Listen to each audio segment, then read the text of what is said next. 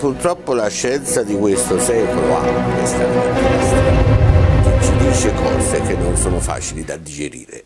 La fisica ci ha raccontato che gli elettroni possono essere qui e lì contemporaneamente, che il tempo e lo spazio sono la stessa cosa.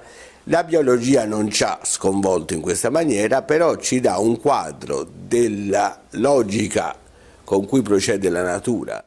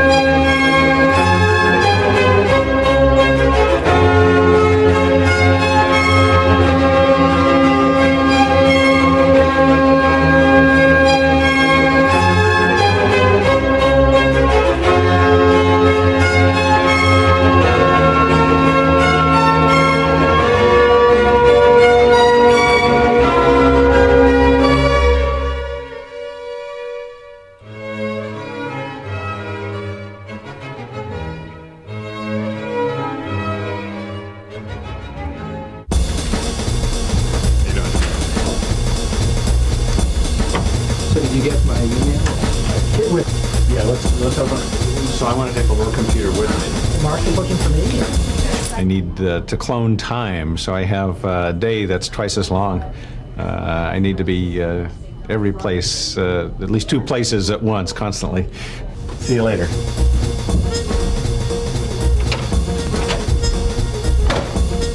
I want you to get together. Yeah. I want you to get together.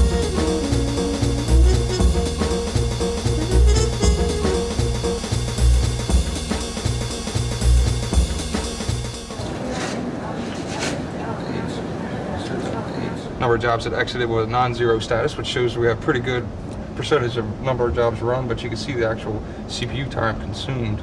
Yeah, that's great. At this point.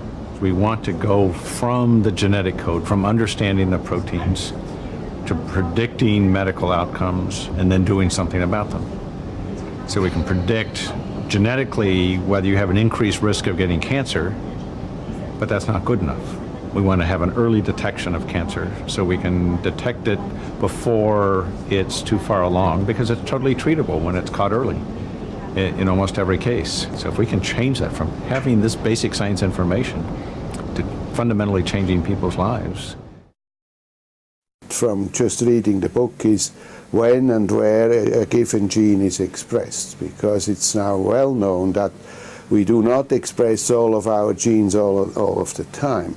You don't need hemoglobin anywhere else except in the red blood cells, and therefore expression of this gene is confined to the red blood cells. Now, we cannot read this yet from the DNA sequence, and a lot more work has to go into that in the post-genomic area to read this book, really to get the sense of this book.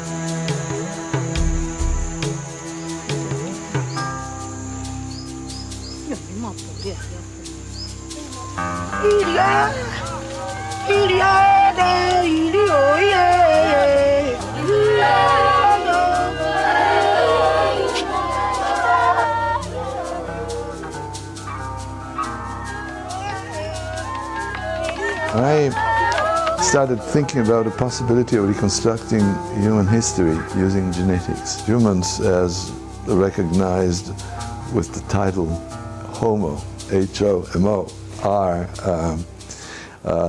have a history about 2.5 million years. But it is only 50,000 years ago.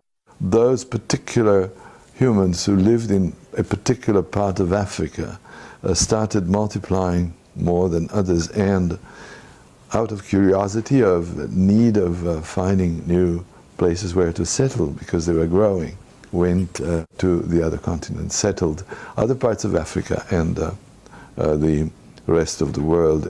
We recognize enormous similarities, almost complete similarity between modern humans all over the earth. What's that? I mean, that's one of your first expeditions in Africa? That's right. And we, at that time, we thought we could use a caravan, which didn't turn up to be a good idea.